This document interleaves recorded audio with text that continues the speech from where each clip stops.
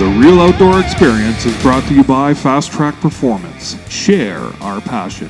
Vortex Optics, the force of optics. And Bullseye London, Canada's sport shooting supply source. Now let's keep it real. Welcome to the Real Outdoor Experience. If you're watching this video, then you're either interested in learning how to hunt turkey or interested in boning up on your skills. Whatever it takes, doesn't matter, this is the video for you. I'm Carlin, this is Ian, we're your hosts of the Real Outdoor Experience. Fast Track Performance is your local dealer for everything Arctic Cat and Kawasaki. Fast Track is a full-service dealer with a friendly sales staff and a dedicated and knowledgeable service team.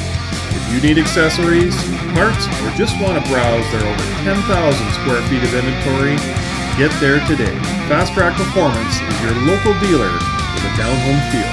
Check them out at www.fasttrackperformance.ca. Share our passion. Welcome back and thanks for staying with us.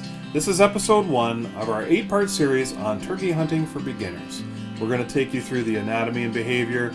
We're going to take you through the gear, what you need to hunt out there, tactics, everything you need to know to hopefully be successful in the field. If somebody has a desire to hunt wild turkeys but really has no idea where to begin, if you don't have a mentor that can take you out and show you how to turkey hunt, we wanted to be able to point you in the right direction.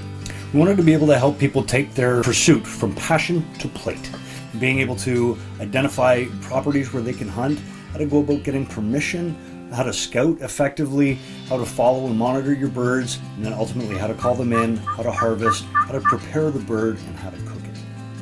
So you want to hunt wild turkeys. Presuming, of course, that you've already got your hunter safety course, you will need to take an additional course to hunt the wild turkey. Different states, different areas are obviously going to have different times and different dates that the season opens. We can't stress enough to make sure that you're hunting within the regulations. Check the regulations to find out when and what firearms are appropriate for hunting at certain times of the year. In Ontario, we've got 2 seasons. We have a spring and a fall season. Fall season is in either sex and it's relatively new. Very different tactics, but we'll cover that in a later episode. Although turkeys were native to Ontario, they were hunted virtually to extinction back at the turn of the century. Back in the 80s, Ontario Ministry of Natural Resources traded moose with Michigan and Minnesota for turkeys that were reintroduced into central Ontario, and populations have flourished throughout all of southwestern Ontario, eastern Ontario, and there's turkeys up in northern Ontario now. Very successful program because they're such a hardy and ultimately indigenous bird to Ontario, so they can tolerate our climates. The Ministry of Natural Resources, working with the Ontario Federation of Anglers and Hunters and the Wild Turkey Federation, deserves a great deal of credit for their efforts and what they did to make turkey hunting available to all of us in Ontario. It's a wonderful program, and we all today get to reap the benefits. Point that's worth mentioning is it is hunters and like-minded people that have brought turkeys back to Ontario. Great conservation story. Wild game per pound is probably one of the most expensive meats you'll ever eat, but the money that we spend on our licenses does go right back into the programs that allow us to continue hunting in the future.